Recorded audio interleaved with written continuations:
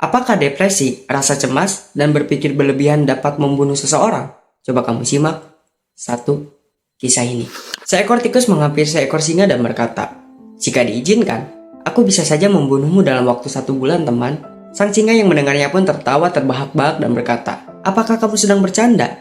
Bagaimana mungkin badan sekecilmu bisa membunuhku? Tapi, silakan saja. Kalau misalkan dalam waktu 1 bulan kamu tidak bisa membunuhku, kamu yang akan kumakan," kata sang singa.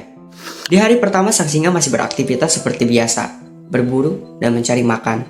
Di hari ketiga selanjutnya, mulai terbesit dalam pikirannya, kira-kira apa yang akan direncanakan sang tikus. Hari-hari selanjutnya sang singa mulai diserang oleh pikiran-pikiran negatif seperti, apakah sang tikus punya rencana yang mematikan untuk membunuhku? Atau, apakah sang tikus mempunyai senjata yang ampuh untuk membunuhku? Sehingga dari pikiran-pikiran tersebut membuat sang singa tidak ada gairah untuk beraktivitas dan mencari makan. Sehingga sebelum waktu 1 bulan, sang singa mati karena kelaparan. Depresi, rasa cemas, dan berpikir berlebihan memang mematikan, baik secara langsung maupun secara tidak langsung. Secara langsung seperti bunuh diri, menurut Badan Kesehatan Dunia yaitu WHO, ada lebih dari 700.000 orang meninggal setiap tahun akibat bunuh diri. Dan dampak langsung lainnya terhadap mental, kecemasan. Otak terus mengulang kemungkinan buruk hingga tubuh merasa terancam. Depresi, pikiran berulang mengenai kegagalan atau penyesalan memicu putus asa. Gangguan tidur, overthinking membuat insomnia. Menurut WHO, sekitar 40% penderita insomnia kronis juga mengalami depresi atau kecemasan. Burnout mental, energi otak habis untuk khawatir, bukan untuk solusi. Dampak langsung terhadap fisik. Berpikir berlebihan tidak hanya ada di kepala, ia mengaktifkan sistem saraf dan hormon stres. Peningkatan kortisol, hormon stres yang tinggi dalam jangka panjang meningkatkan resiko serangan jantung dan stroke. Tekanan darah tinggi, pikiran yang terus berputar menstimulasi tubuh seolah dalam bahaya. Gangguan pencernaan, stres akibat overthinking memicu MAH kronis. Gangguan imun, stres menurunkan daya tahan tubuh. WHO menegaskan stres kronis melemahkan imunitas, membuat seseorang rentan infeksi. Nyeri kronis, tegangan otot akibat pikiran tidak berhenti bisa memicu migrain dan sakit punggung.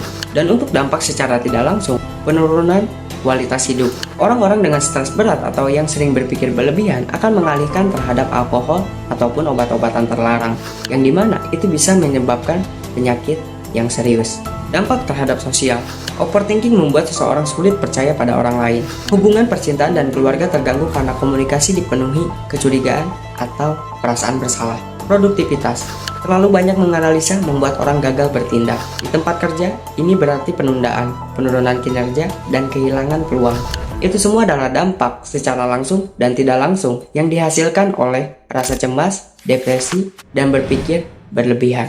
Setiap manusia pasti berpikir, karena berpikir adalah bagian alami dari otak untuk memahami realitas, menyelesaikan masalah, dan mengambil keputusan. Namun, ada titik di mana berpikir tidak lagi sehat. Berpikir berlebihan adalah kondisi ketika seseorang terus-menerus menganalisis, mengulang, atau mengkhawatirkan hal yang sama tanpa henti.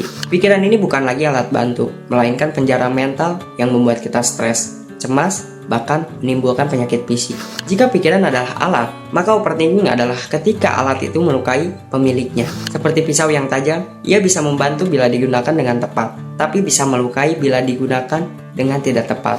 Berpikir berlebihan membuat kita mati sebelum waktunya. Mati secara biologis, mati secara psikologis, mati secara sosialis. Berpikir berlebihan memang tidak selalu membunuh dalam sekejap, namun ia membunuh secara perlahan, membunuh kualitas hidup, membunuh ketenangan batin, membunuh kesehatan tubuh, bahkan pada akhirnya bisa benar-benar mengakhiri hidup seseorang.